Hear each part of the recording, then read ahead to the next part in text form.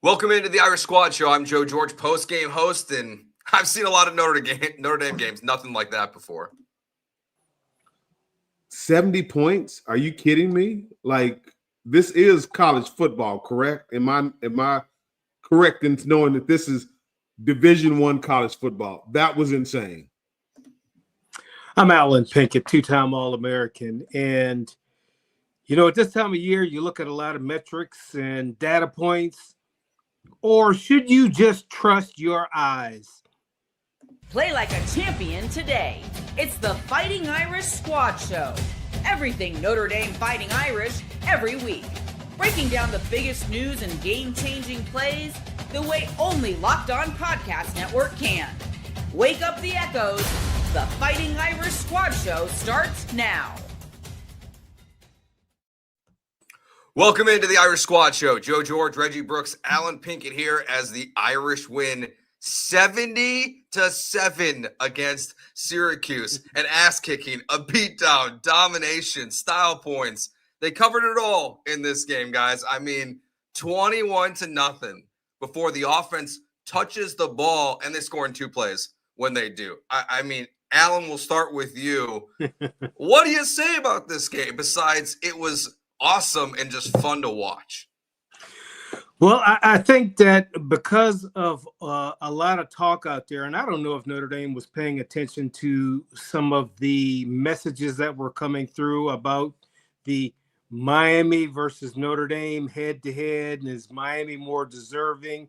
Is Oklahoma more deserving, or Texas, and all these other teams? And, like I said in the opening, the committee looks at several metrics and data points, and they put them in different groupings. But really, all you got to do is trust your damn eyes.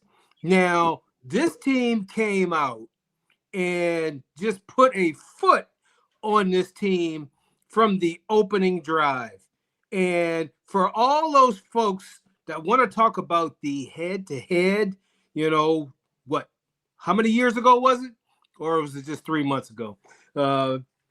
If you watch this team and be honest with yourself, how can you say that this team is not one of the 12 best? But I was very, very impressed at just the business-like approach, the urgency that they played with, the defense coming out and making a statement.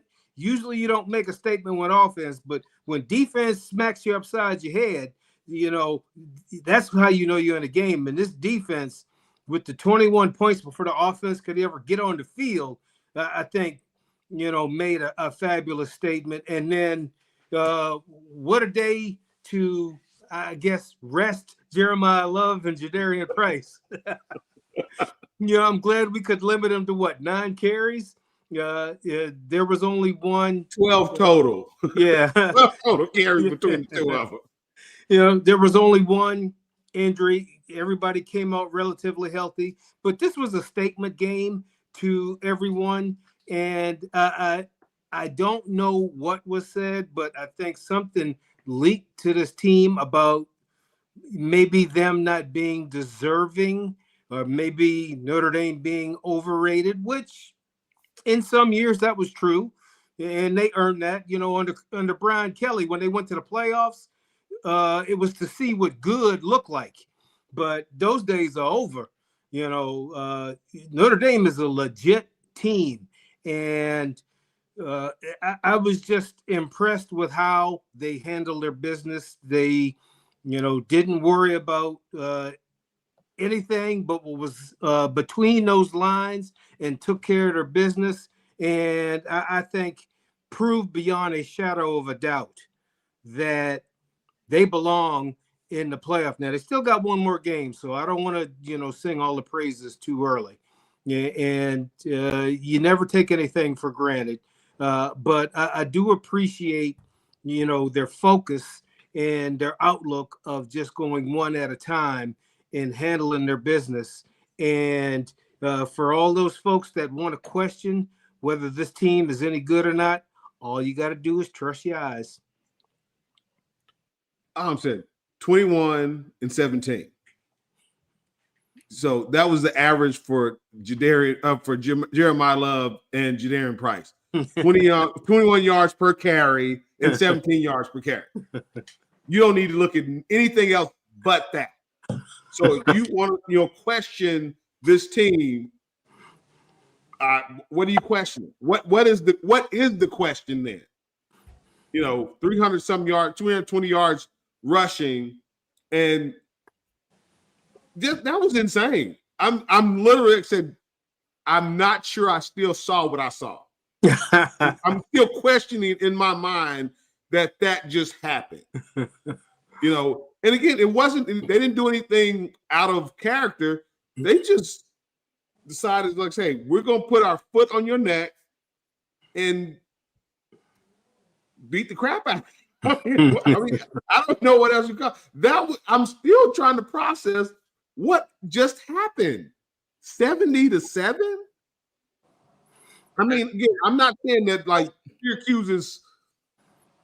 Syracuse is not that bad. That's what I'm saying. I mean, they've won 3 games. ESPN hasn't added support. But that was just. I'm like, what the hell just happened? It was crazy. 70 points. 70 points. Yeah. To go out there and dominate, and someone here in the chat said it, and I was looking at this too. It's Miami beat them 38-10 last week. And like there's a report out there that Notre Dame was unhappy with how the official ACC Twitter account and other accounts were promoting Miami in over Notre Dame. And it felt like they took that to heart. And they're like, we're going to show everyone your crappy conference, the conference we've had to play in one time and won the championship. And we're going to show why Notre Dame is far superior than the ACC, a conference that like 2 weeks ago was in danger of not making the playoffs if Duke would have run the table. So I get I just don't know what you say now to your point, guys. It's like, what do you say about Notre Dame now? They went out there and they put up a performance that is insane. You're still going to get it. I mean, it's still coming. Yeah. And again, but that's okay. That's okay. That's okay. Bring on the hate. Just all you and all the my gosh, Notre Dame is not deserving. Again, SEC, they're the dominant conference. But you like Alan said, just you saw what you saw. I'm still trying to process what I saw. I'm still trying to really believe what I saw. But if you watch that game, that was a thorough domination, which they could have shut them out. Yeah. And by the graciousness of Coach Freeman, we're not going to do that. They could have scored 100 if they wanted to. Easily. I mean, like Jeremiyah Love, 8 carries, 171 yards. I mean, that's video. That's video. That's video what game stats. That's what you did, Reggie, when you were playing. All you did was break long runs. But it's just you look at this team, and and I know again, like I said, and credit to Chris Ash, he's doing a great job. But I'm sorry, I know this is Marcus Freeman because this is a much more aggressive defense in its approach, and as it was last year. This is more in line with the type of defensive play that you saw last year. The aggressiveness, the attacking style that they do defensively. And, that's Coach Freeman.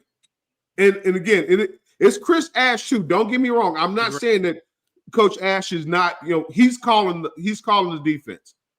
But you look at early on in the season, Chris Ash was calling more conservative, reserve type of defense.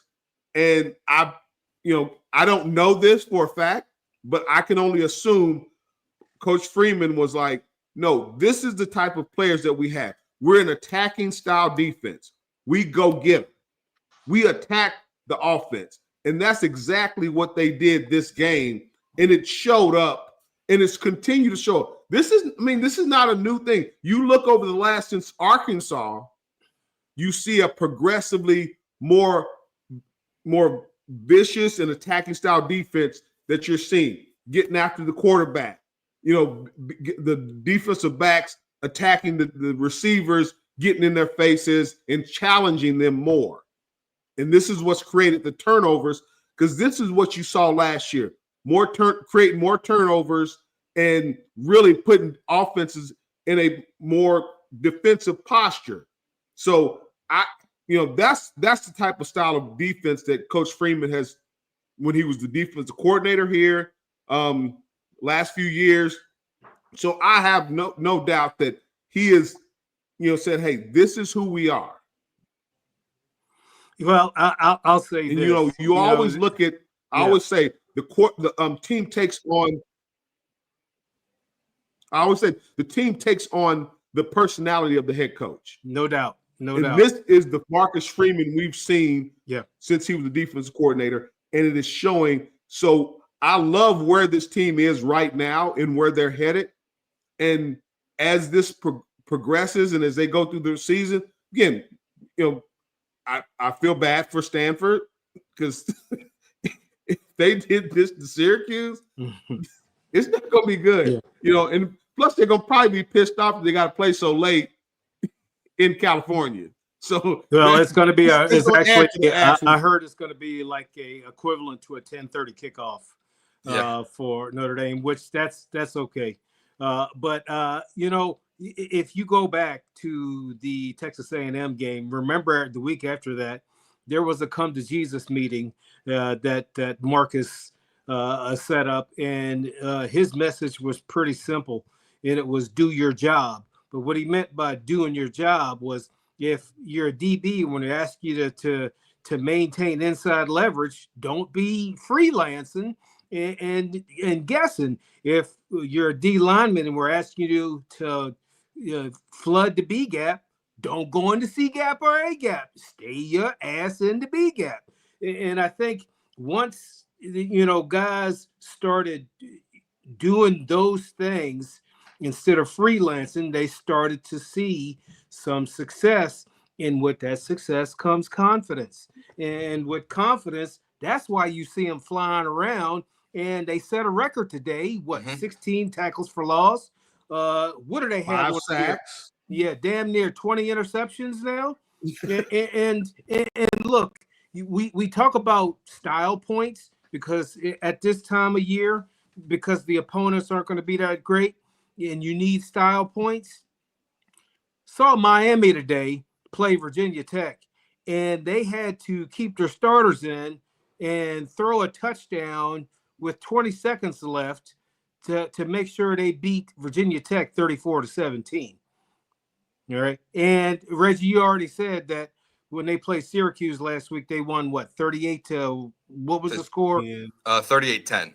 38-10. All right. And Notre Dame put 70 on their ass. All right. So in terms of style points, who's wearing Armani and who's wearing Kmart brand? Yeah, I think to the point about if they're going to probably try to talk about how Syracuse has 3 wins, but they're still a Power 4 football team at the end of the day. And like we saw it today, I think Marcel Reed and the A&M starters came out in the second quarter, but they're playing Samford. They're playing they're playing a no-name school that's a small level D1 program that they should be doing that to the SEC bye week. This is still a Power 4 program, so I don't think you can take too much away from it. And it's the second most points ever scored at Notre Dame Stadium. The most was in 1932, was 73 points against something called Haskell. No idea what that is, guys. But it scored 73 points in that game. It's so many points. And again, they could have scored 100 points in this game if they wanted to. I mean, we'll talk more in depth about the offense and the defense in the coming segments, but it's not like they were trying to throw it through the air and rack up yards. CJ Carr threw 9 passes on the day. So it was all defense and Jeremiyah Love just being the best team in the country the way they look today. Well, they only threw 9 total passes. 15 total passes. 9 of 15. And there was only 67 yards passing. It's not like they, it's not like they were trying to throw it around the yard or something like that. They was like, hey, we're going to punch you in the mouth and run the ball down your throat. And it wasn't just, you look at it, Jeremiyah Love, 21 yards per carry. Jadarian Price, 17 yards per carry. Kenny Minchie, 29 yards per carry. Aeneas Williams, 13 yards per carry. They average as a team 13 yards per carry, pretty much close to 14 yards per rush. That's more than a first down every time they touch the ball. Yeah, in fact, Syracuse passed for more yards than Notre Dame today, 95. All right. On that note, okay, we're doing too much. Sorry. Let's take our first break. We got a lot of fun to have for the next 45 minutes. Okay. Yeah. So when we get back, what's your favorite defensive touchdown, special teams touchdown? Because there was a lot to choose from in this game. We'll get to that next year on the Irish Squad Show. Today's show is brought to you by Gametime. College football, well, it's here, and we could not be more excited, especially after a game like today. The tailgates, the rivalries, the energy in the stands, there's just nothing like it. And let's be real, actually getting tickets, that can feel like more of a battle than the game itself. Endless queues, hidden fees, prices jumping at checkout, and that's why I use Gametime, the app that gives the advantage back to fans. It's the easiest way to score last-minute tickets at the best price with no surprise fees. What you see is what you pay. I pulled up Gametime in just a couple of taps. I saw amazing deals. I'm talking about your favorite college football games for as low as $25. And look, it's the right time to get on it because we're all thinking playoffs from Notre Dame. We win next week, you'll be getting on Gametime to getting tickets, whether it's at Notre Dame or at somewhere else. So get the Gametime app right now and take the guesswork out of buying college football tickets with Gametime. Download the Gametime app, create an account, and use code LOCKEDONCollege for $20 off your first purchase. Terms apply.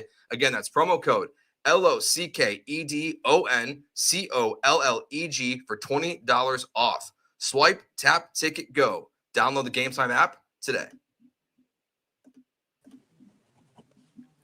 All right, guys. So basically, let's kind of go through the defense here a little bit more. Alan mentioned that stat. I'm going to start there. 16 tackles for loss. I mean, besides just the turnovers at the beginning of the game, they were just playing like men on a mission, as soon as the game started, getting into the backfield, attacking Syracuse, and there really was nowhere for their running game to go, nowhere for their quarterback to go. Just what did you see from the defense outside of the turnovers of why they dominated so well in this game? Reggie, we can start with you on this one. It starts with the line of scrimmage. The defensive line, they were playing on the other side of the ball. And that right there sets up the penetration, the aggressiveness, the ability to get into the backfield. And you're not getting tackles for loss unless you're playing on the other side of the line of scrimmage. Syracuse had no answer for this defensive line. I mean, just from the word go, they were attacking. And this, again, I go back to what I was saying about the style of defense they're playing is more in line with what we saw last year. And if this continues, look out. I mean, Stanford is going to be just another bump in the road and, another group that's going to get their ass handed to them. Clear. I'm sorry. It's just that simple. And the aggressiveness in and you can see that these guys are playing with a lot more confidence. And that's when you're playing with that level of confidence, that's why you're always playing on the other side of the line of scrimmage, because hey, I have my gap responsibility, so I'm going to attack that gap. I'm going to destroy that point of attack and get in the backfield. And like Syracuse had no freaking answer. I would imagine they're probably as shocked as I am that they got their asses handed to them that bad. I just didn't see this coming. And it's just you just seen this progression with this defense. They're playing with such confidence right now, and that's whether it's the defensive line, the linebackers, the defensive backs are playing downhill, and they're attacking and really defending at such a high level right now. And just when you have that type of confidence, it's hard for offense to kind of get anything going, because you're playing on your heels. They kept Syracuse on their heels from the word go. And again, I mean, 3 touchdowns were scored before the offense didn't even touch the field. I mean, come on now. Offense hadn't even got out there. They're sitting on the sideline. Like, can we play too? Can we join in? That's just insane. Yeah. Well, I mean, Reggie, you speak of the physical domination, and I'm going to temper my comments because this quarterback for Syracuse, Filardi, was at one time the 5th string quarterback, but Joe Montana was a 5th string quarterback too. But I just thought I'd throw that in. But I want to focus more on the cerebral part. They run their first play, get stopped in the backfield, and I mean they sent a message right then that you're not running this football. But the cerebral part is Jalen Stroman being in the right position. They watch film and they did their studying during the week because, Notre Dame's going to bring pressure. Where are they going to try and throw the ball? So safety's smart enough to look at the quarterback's eyes, know what route is going to be run, and just comfortably steps in front and runs it 44 yards. That was when the message was sent. And I guess that was the second play of the game? Yes. He was able to do that. So, I mean, when something like that happens, when they stuff you on the run, now we physically going to beat you. But when they step in front of the pass, now we just going to blow your mind because cerebrally we're going to beat you. They set the tone on those 2 plays to let you know that they weren't playing around. And if folks are going to be intellectually honest about what type of team this is, all they had to do was watch the first 3 series. Didn't even have to watch the offense. We know what the offense does. They watch the first 3 series and they can say, oh yeah, that defense is for real. Look, I would have preferred a shutout because I mean that says a lot more, but this team got in with 7 seconds left. So I mean that's a pretty good day for that defense. I mean, all the credit goes to the defense, and I can't wait for him to play again. But I'm gonna have a single malt tonight on Notre Dame. Yeah, so Stroman gets the pick 6 on the second play of the game. Then it's a 3 and out. He gets the block as well. Yep. That turns into a punt block touchdown. And then Leonard Moore gets a pick 6. So they have 21 points in 12 plays is all Syracuse ran. And then they got their touchdown in 2 plays. So it was just a performance from the defense, and seeing the special teams unit, also join the party as well. And for Stroman to come in and as a transfer and, as a fill-in in this game, to have that type of impact was huge. And it just adds. And there should have been another pick 6, but it was called back in the game. So it was a performance that you see defensive touchdowns sometimes, but to see this frequent of it in one game was a really elite performance from this defense. Reggie, you're muted.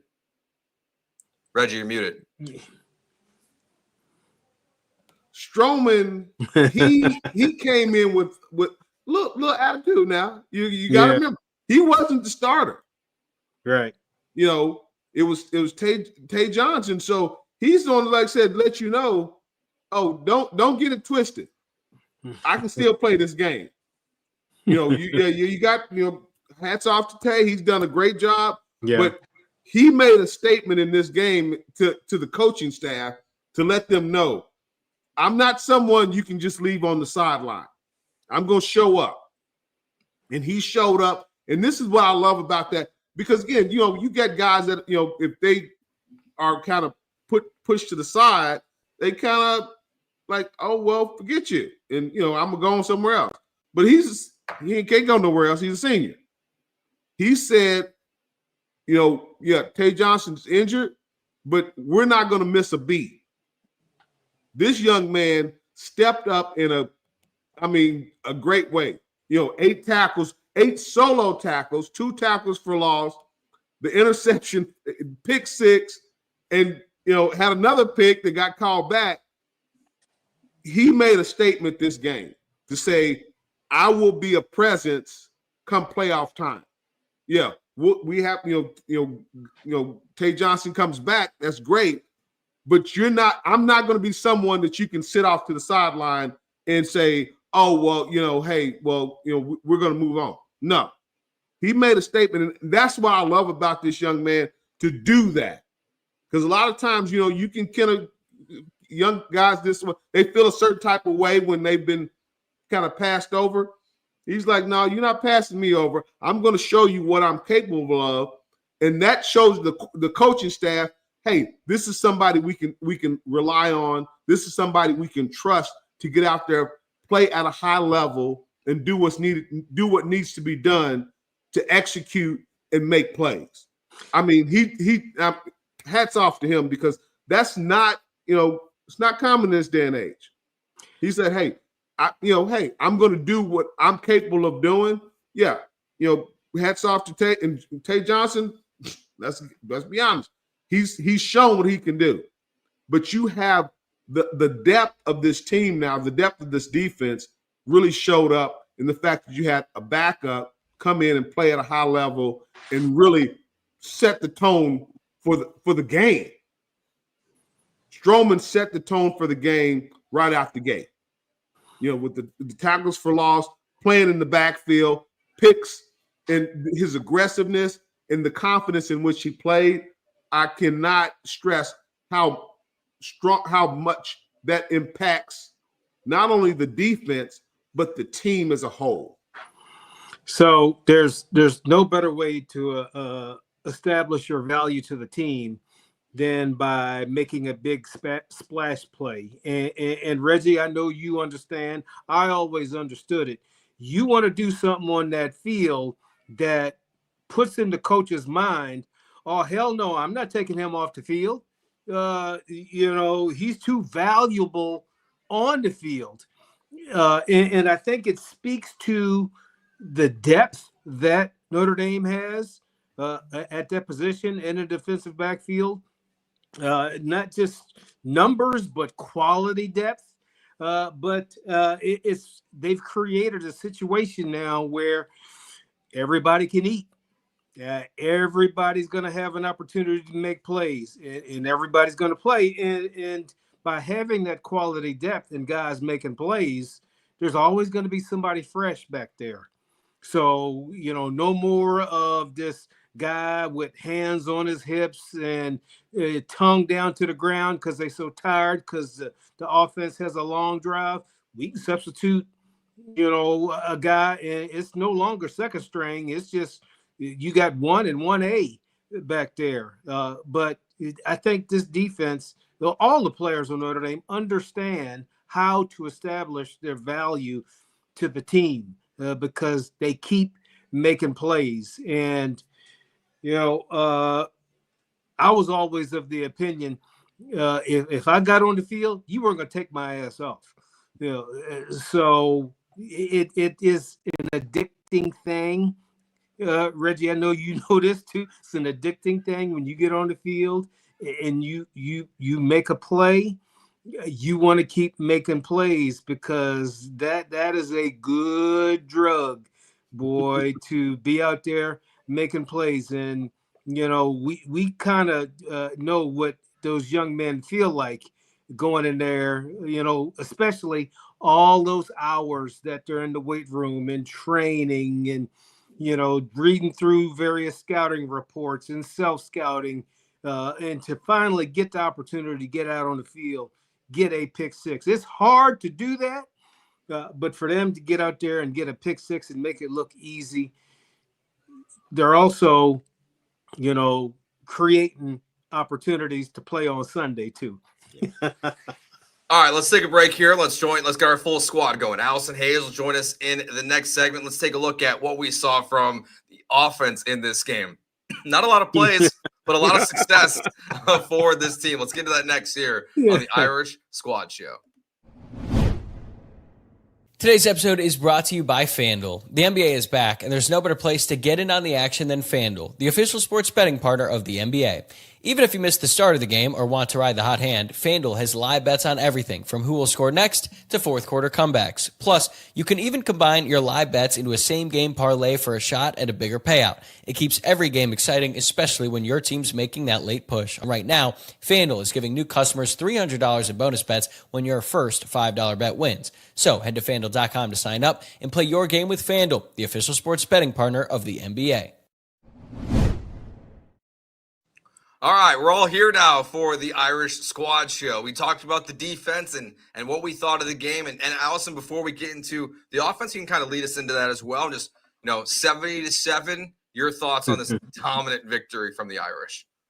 Well, I will say that this was the first chance I've had to go to a game as a fan and actually sit in the stadium in years. I honestly can't even tell you the last game that I got to go and do that over my 20-year career. So it was a lot of fun for me. I got to do the push-ups. I got to be on the Jumbotron. That's a lot of push-ups today. Yeah. Yeah. Well, Exactly. my group, I told them, I was like, if you're putting me up, you might want to do it at 7 or 14. They put me up at 14. They weren't hanging around for 70. Was not going to happen. But I mean, I wanted to be able to see Jeremiyah Love play in person inside the stadium and get the full ambiance of it and the full experience of it. It's an amazing experience to be in the press box, but it's a very different experience than to actually be just a fan in the stands. And he did not disappoint. Jeremiyah Love he's everything that you could want in a football player and in a running back. And he went off again today. And it was really cool to be able to see it in person. Just what a special player he is and what he's going to mean to Notre Dame for years and years to come. He'll be one of you two sitting here with a group of guys 20 years from now and giving his thoughts on this Notre Dame football team and program. 40 years for me. Wow. Yeah. 8 carries, 171 yards, 3 touchdowns for Jeremiyah Love today. Wow. And he was just taking it up the middle, it felt like most of the time. I mean, the offensive line was making big holes. He was taking advantage. I mean, after you're up 21-0, the second play, the offense touches the ball. He takes it to the house. Very similar to last week. And so, Alan, I mean, what did you see from Love in this game and just why it was so special and why it was very deserving of him striking a Heisman pose in this game? Well, I see somebody who is very confident in his running style. I see someone that is not pressing, but taking their time and allowing his eyes to take him where he needs to go. And, I see a guy who I think has become the modern day Edgerrin James. Edgerrin James, he said he wasn't a running back. He was an every down back, and I think Jeremiyah has become an every down back because the couple things he did this year to really shore up his status to play on Sunday is he's an excellent pass blocker. And Joe, you said it before, no block, no rock. Yep. Yeah, so he's taking care of that, and he's an excellent receiver out of the backfield. I remember the Texas A&M game where he makes the one-handed grab and takes it in the end zone. So I mean, he's going to be a very rich man. But I tell you, the one highlight that was probably shown more than anyone last week was his spin move on Pitt.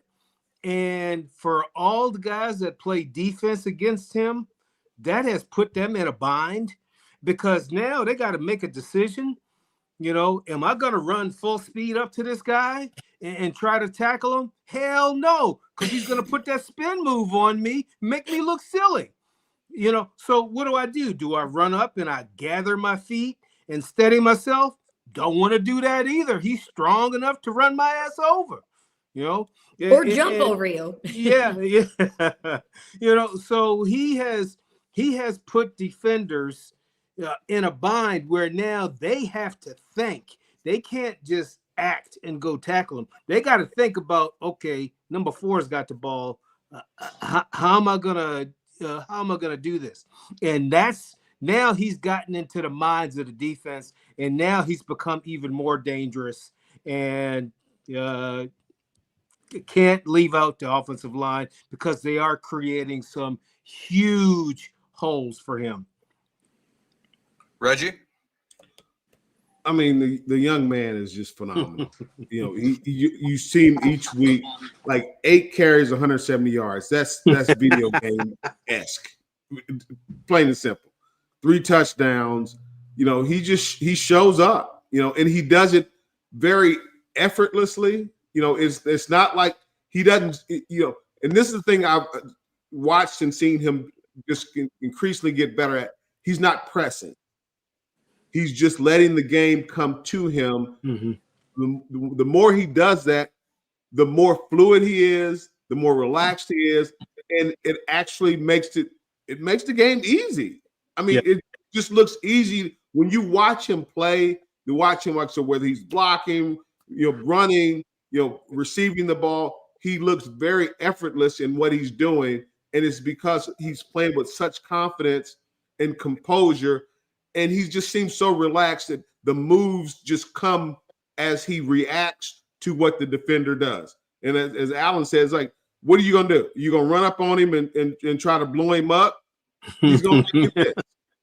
And again, if you come up, kind of hesitant and kind of figuring out, like, let me gather, he's going to blow you up. So it's a lose-lose for a defender when you're one-on-one with Jeremiyah Love. Plain and simple. If you're one-on-one with this kid, you're cooked. You're absolutely cooked. No question. No, when I watch him now, it's just like I'm waiting to see what he's going to do next. So you're not looking at him to. It's like, damn, what's this man going to do this time? It's always something a little different. Like that spin move last week was insane. I had a pretty decent spin move back in the day, but he has a lot more flavor to it. And it's just, again, like very fluid, very natural, and he's just playing with such confidence and composure. And again, I will admit, I was one of those that he's not going to win the Heisman because he's not a quarterback. But damn, like, you got to give him some love. Like, you got to give Love some love because he continues to play and just goes out and executes at such a high level.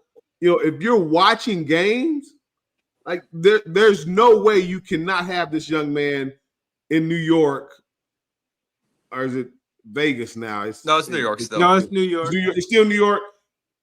If he's not there, the college football is not what it needs to be. Because he's proven himself week in and week out, and I'm rooting for him, but just knowing how they operate, again, it's hard. It's going to be hard for him because he doesn't have the numbers, but he does have the production, and I think that's something that they need to look at when he's elevated his game to anytime he puts his hands on the ball. It's what's he going to do?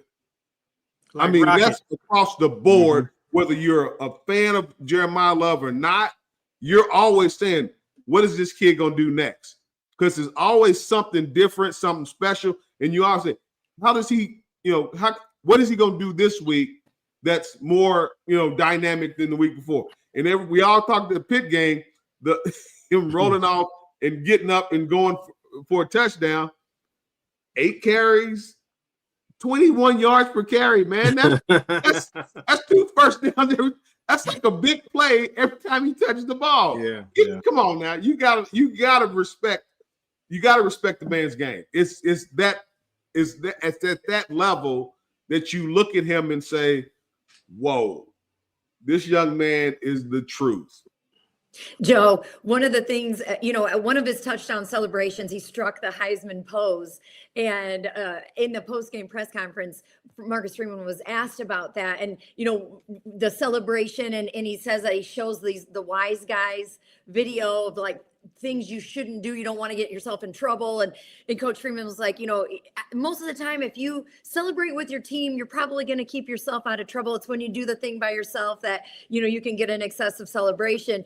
And he said, but you know what he did today, he earned that. And he was like, it's okay. He wants to strike that pose. It's okay, because he earned that. And absolutely he did. And he does. He deserves to be at least a finalist. He deserves to be in New York. And we talked a little bit about that in our preview show this week about, there's been so much talk. Should he be in? Should he not be in? Is he going to, is he going to win? Should he win? But I think now we're starting to see the national media catching on and seeing what he's doing. And there's no way. I mean, if you have any pulse and have any clue of what's happening in college football this season, if you leave Jeremiyah Love out, it's a disservice to the game of college football. He is an incredible player. He's the best player on one of the best teams, if not the best team in college football right now. And you said it, it's like rocket. I mean, he gets the ball in his hands and you don't know what he's going to do, but you know it's going to be something special. He's going to make something happen. He's going to make somebody move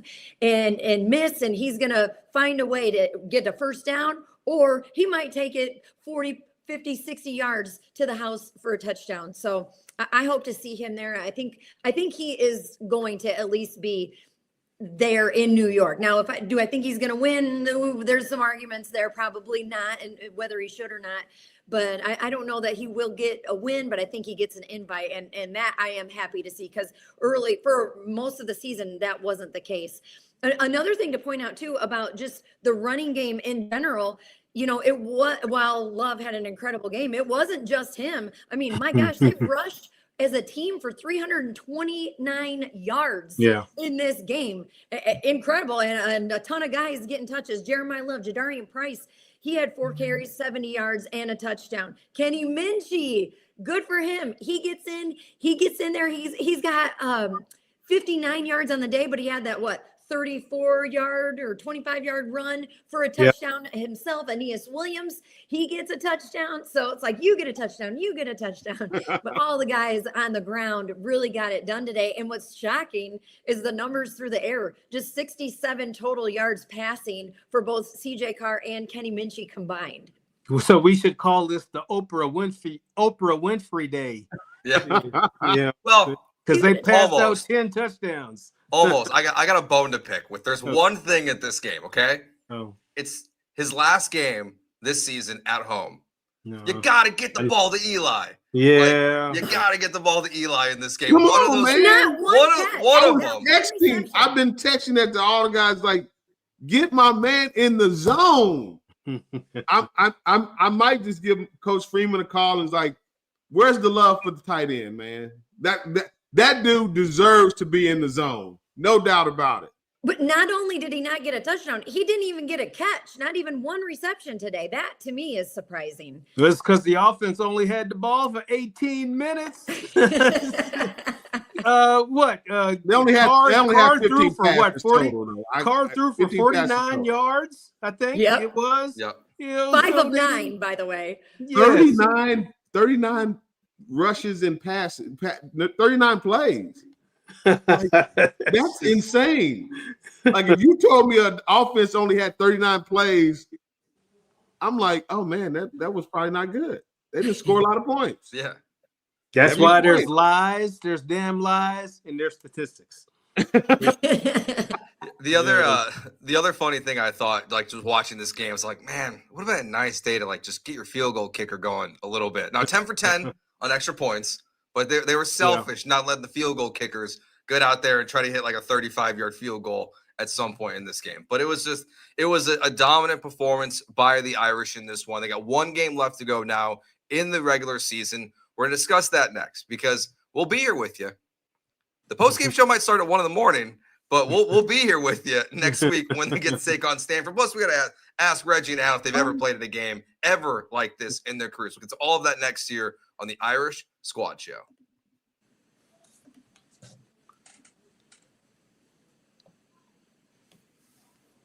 All right, guys, so 9:30 Central, 10:30 Eastern kickoff next weekend against Stanford. So we'll be up late doing this show next week.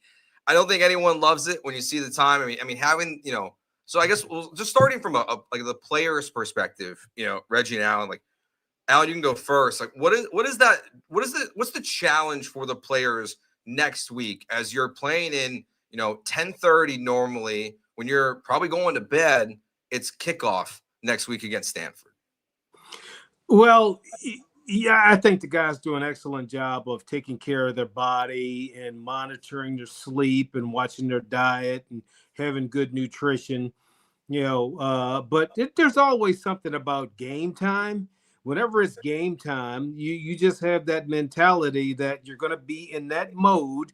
Doesn't matter what time they kick it off. It's just you got to be in that frame of mind that, I got to be an ass kicker for the next 3 or 4 hours. And so I don't think that the time matters that much. I always thought that when Notre Dame traveled east and played at 11, but Notre Dame's on Eastern time, so I forget that all the time. Or play at noon. That was too early of a start. In fact, I remember one time when they played Pitt, and Coach Kelly actually took them out on a Thursday just to simulate, what they would do in the morning, their routine in the morning up to game time, because all the games they had played prior to that were 3:30 or at night. So who knows? Maybe they'll get them out there late in terms of, what time their day starts. I know another thing Kelly did when they played a night game, they would always take a trip over to the stadium and, just jog around just a little bit, just to get maybe a little bit of a sweat, so they don't have to sit in their room all day long and watch games. When I broadcasted, I loved the night games because, I was watching games all day and enjoyed the hell out of it. And the only problem with, it's not too late of a start to get that red eye coming back. I know that much, but because it's 7:30 out there. But I say all that just to say I don't think the time matters to the guys. I think their frame of mind is what is going to matter. Well, I think it does. Like I said, it would be nice if they got out there early just to acclimate to the time change. Mm-hmm. Because again, that's a distinct difference between, and do it where you get out there a little bit early or a day early, so your body can acclimate to the change, the change in time zones. And again, like I said, I never liked going out to LA. I mean, I did like going out there because we usually kicked USC or Stanford. But to go out there early, like a day early, I think it allows the players to get their bodies to acclimate to the different time frame or time zone. Because it's not a huge difference, but it is, like I said, just a little minute detail like that can, afford the guys to kind of get on a schedule when you're playing a night game. And again, with this being it's a night game. That's what it is. It's a night game. And, whether it's, 7:30 Eastern or, 7:30 Pacific, it's still, you have to adjust to night. I did not like night games. I've never liked night games as a player because, you're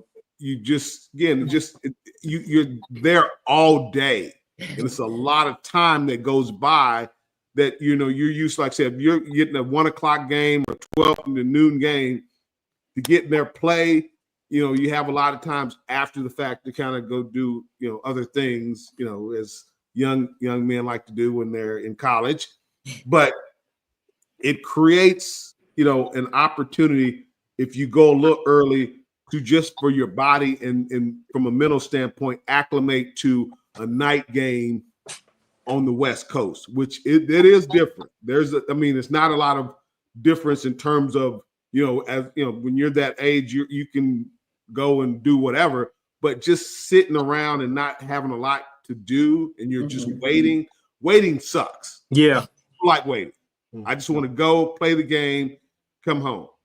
I was going to ask you guys that. Did you prefer, like, if you had to do one or the other, would you prefer the early game, the noon game, or a 7:30 game? Noon and get it over with? Early game. Playing the early game was nice. Yeah, and I only say that because when you play the early game, you got a lot of time and I'd said you could go to Chicago, you go to Detroit, you go to Indy, and have a little fun because you had meetings the next day. So if you were a night game, you don't have that time to go out and have any fun. But if you have that time and you can go, you get an early game. Hey, especially when you win, you get out there and enjoy yourself. So that was, I mean, that's kind of that's what I enjoy. If you got the early game, you can go out and have some fun versus, late game, you're kind of tired, so you can't go anywhere because you got a meeting on Sunday, and it's like, well, ain't no point in trying to go to Chicago and hang out. So, Reggie, I don't know if you guys did this, but we would actually go out there on like a Tuesday, the week of Thanksgiving.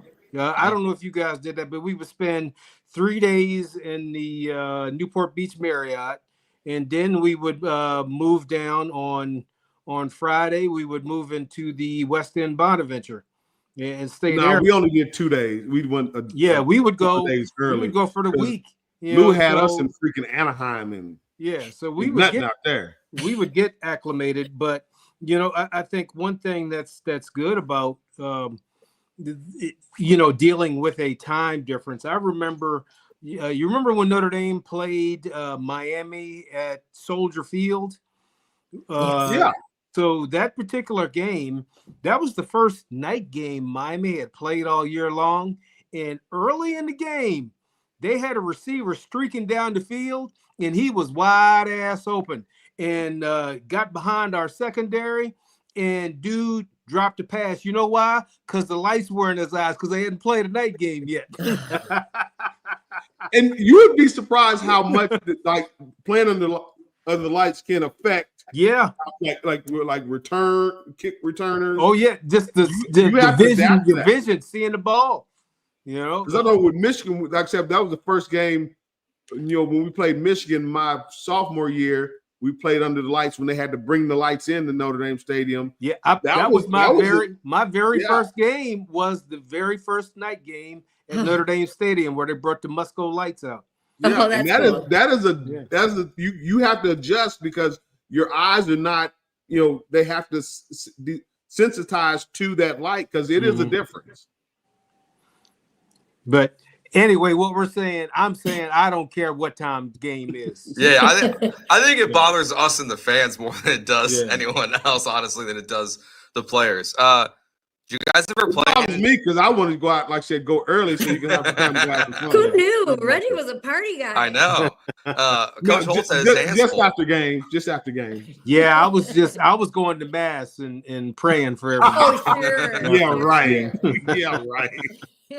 Reggie, Allen, did you guys ever play at a game like this, like you saw today? Anything that pops to your mind? I mean, go back to high school, even like anything like this. The closest would be, like I said, when my senior year we played Northwestern, and we rolled them, and then Boston College, we rolled them too, but nothing this explosive this early, where it was just like after the first half, the game was over. It was literally over. I've never experienced it. Maybe after the mid third quarter, okay, it's a wrap, and then everybody gets in.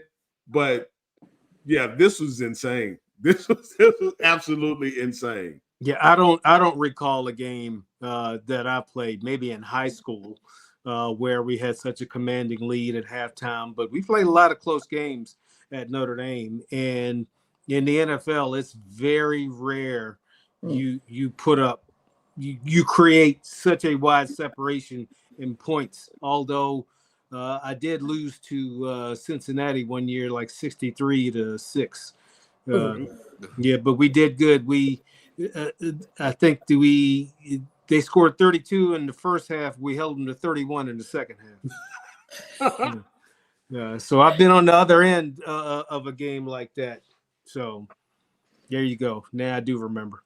Allison, you have when you were there at the game, like with your group of people, like was there a conversation happening of like how long are the starters going to stay in this game when it's 35-0 at the end of the first quarter? Oh, absolutely. One thing that I thought when you said the one thing you would have liked to have seen, I thought you were for sure going to say you wanted to see Tyler Buckner, because that was the conversation with the people around us was, He got is there going snapped. to be a package for Tyler Yeah. Buckner? Is he going to get in? And He got the deal down. The last Yeah. one down. So He took a snap. well, there you Took a go. snap. Yeah. Yeah. It's a great opportunity for a lot of those guys to get some time, and a lot of the players got some quality time. Very good. And that's That what was you want to huge. see. Mhm. And that's that. It's been a while since we've really seen that, to where like pretty much they got a whole half almost. Right. Which is, that's again in a game like this, that's what you want. Like Kenny Minchie. Again, Yes. CJ, you're always a play away. So you look at CJ. Something happens, you got to have somebody that can step in, and you feel pretty good about having CJ there. I mean, Kenny there, but he needs those reps, Yep. because this is what's been hurt to me, in my opinion, the last few years that's hurt Notre Dame, is that CJ Carr and our Kenny, neither one of them really have had any game time snaps of any significance. And CJ is he's grown, but he's grown, playing. Versus he's had to learn as he's played, versus having some time in there to understand, okay, this is different defenses and things like that. Oh, one thing I did want to add, just about we talked about Steve Angeli and this week in the preview, and that everyone was sort of hoping he was going to get his chance to finally start a game in Notre Dame Stadium. And to see him on the sidelines, he was dressed in street clothes. He had the boot on, walking with a limp. But at halftime, as he was making his way back into the locker room, that little area right above the visitor tunnel, the people there, the fans stood up and they clapped for him. And then later we saw, the players come out and give him love, and the Notre Dame guys, probably 50 Notre Dame players coming over and giving him love. So that was nice to see. And hopefully he's going to recover and he'll get a chance to play Notre Dame next season. Yeah, great minds think alike, because I was going to mention the fact that guys were standing in line just to show some love to Angeli. So I'm an Angeli fan, so yeah, I was too. I felt bad for him. I was too. Again, I'm not too upset that he didn't play, because he can play. He set the tone for Syracuse, and they were. I mean, with him in the lineup, they were a little bit very different. I think it would have been a little different. Yeah, just a little bit. Someone in the chat said, hope they covered. They did. They covered the 36.5. At one point, I saw some people tweeting that the live line was 60.5. So they covered that as well. So Notre Dame, they covered it throughout the entire game, basically. No matter how big it got. All right. That will do it for this episode of the Irish Squad Show. We'll be back with you guys next week for a late night show after they take on Stanford. Do you guys know when you're going live this week because of Thanksgiving? Is it your normal schedule? No, we don't. We don't. Keep it tuned to social media. Glad you mentioned that, Joe. Yeah. I'm frying a turkey, so I got responsibilities. You're not going to do it. You're not going to do it. We might do it Wednesday. Yeah, I am a professional when it comes to deep frying a turkey. So if you need any tips. Oh, no. My boy, Brian Mitchell, hooked me up when I was with the Redskins. Yeah. Like I said, he made his own injectable. So I'm set. I'm ready to rock and roll, baby. Yeah, it's the easiest cooking in the world. I got my peanut oil ready. There you go. My big bag. That is the key. A fresh turkey. Peanut oil, yes. Fresh turkey. Yeah, exactly. Completely thawed, because you do not right. want to put a frozen turkey. Unless you want to burn your house down. If you want to burn your house down, drop a frozen turkey in there. Don't do it. It's 3.5 pounds per minute. Per pound. I always do. But 15 it's the pounds is easiest as big cooking as in I the world. do. Yeah, because when it's done, it floats. Write these notes. Yeah, I do not take the do notes, anything people. above- Take the notes. I do not do anything above a 15-pounder. No, ideal is really a 10-pound turkey. Yeah. Ideal. I normally go to 12 to 13 pound, and I inject it, and then I do a rub too. So I'll I use wrap it. Tony Chachere's. Don't you start, boy. Don't get me started now. Well, I'm glad Notre Dame could, crush Syracuse so bad. We got some Thanksgiving tips for the people here on the podcast as well. So we will talk to you guys next week. Enjoy your Thanksgiving. Enjoy rivalry weekend. Big games like A&M and Texas back on Friday. Excited for that this week coming up. So we will talk to you guys after Notre Dame hopefully gets their final win of the season against Stanford. Enjoy your Thanksgiving. Peace.